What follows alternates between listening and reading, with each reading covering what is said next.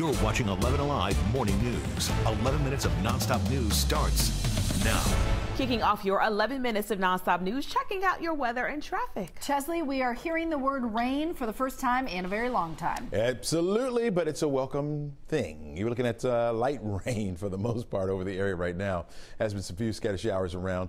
We'll see it off and on as we head through about noon today. After that, 2, 3 o'clock, we can see some widespread showers, possibly even a thunderstorm or two. Temperatures are in the 60s. This is typically where we have been around the noon hour. Now we're seeing those temperatures well into the 60s as we start off this morning. 68 degrees in Atlanta, 69 Peachtree City, 65 over toward Carrollton. On our way to the mid-70s for highs. We'll hit 70 by noon. 75 degrees will be our afternoon high temperature with those scattered showers in the forecast through the day. Today is the start of a federal trial for controversial Clayton County Sheriff Victor Hill. He's currently suspended and facing accusations that he violated detainees' civil rights. Ariana Manise is in Atlanta with more on what to expect from jury selection today.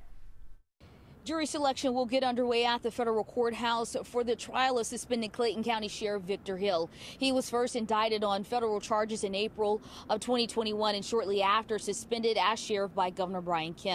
He's accused of violating the civil rights of 7 detainees in the county jail by ordering them to be placed in a restraint chair for hours at a time. Court records show those people claim it led to physical pain and injuries.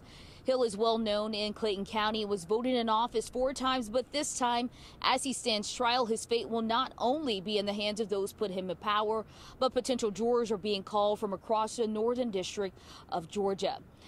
Now, once a jury is selected, this trial is expected to last 2.5 weeks. Back to you.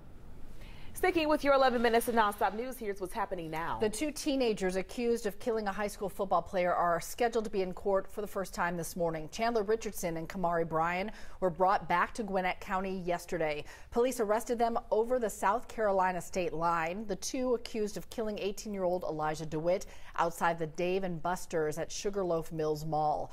DeWitt's funeral is tonight at 6 in the Jefferson High School auditorium. Comedian Eric Andre is suing the Clayton County Police Department. He says he and fellow comedian Clayton English were profiled by police at Hartsfield-Jackson International Airport. They say officers stopped them several times to ask about drugs. Airport officials and police would not comment. Georgia Senate candidates Raphael Warnock and Herschel Walker getting ready for their first and only debate before the November election.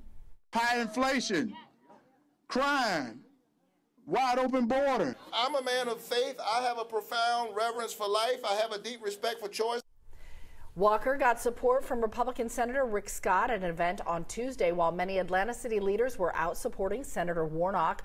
Warnock says he looks forward to the debate this Friday in Savannah, and we will be there to bring you all the highlights. Dekalb County commissioners have approved a $20 million proposal to beef up emergency services at Grady and Emory-Hillendale hospitals. That plan includes $12 million for Emory-Hillendale and a one-time $8 million subsidy for nursing services at Grady. This all comes as Atlanta Medical Center prepares to close for good on November 1st.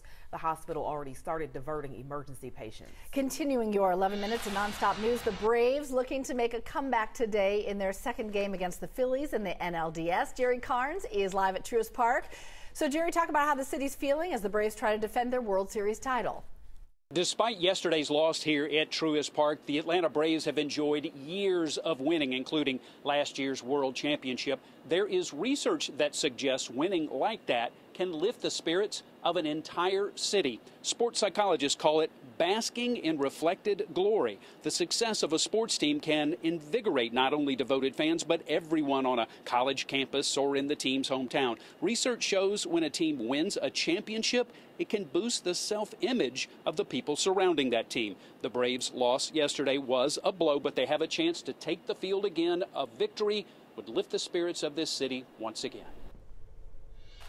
Nice, Jerry Carnes. All right, we're looking at by noon today, temperatures right around 70 degrees. Of course, we'll have some isolated showers around. Becoming more widespread once we get to the 3 o'clock hour. We'll have rain and some embedded thunderstorms. Winds out of the south about 9 miles per hour. Temperatures at 73 degrees by 3 when the kids are getting out of school.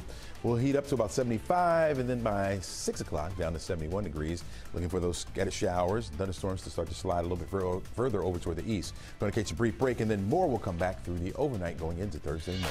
Why? Well, everybody else else was looking up, so we all looked up, and it was Blooper parachuting, and I mean landed right in the middle of the field, right where they were aiming. It was fantastic. I know the Philly Fanatic is a iconic mascot, but Blooper is awesome. Taking it up a notch. Yeah. Kind of looks like the Philly Fanatic, if you ask me. No, he's in better the shape. Reflective glow. Right, yeah, that's what we're going to ride with. Today's show's next. Have a great day, everybody. We'll see you back here tomorrow morning.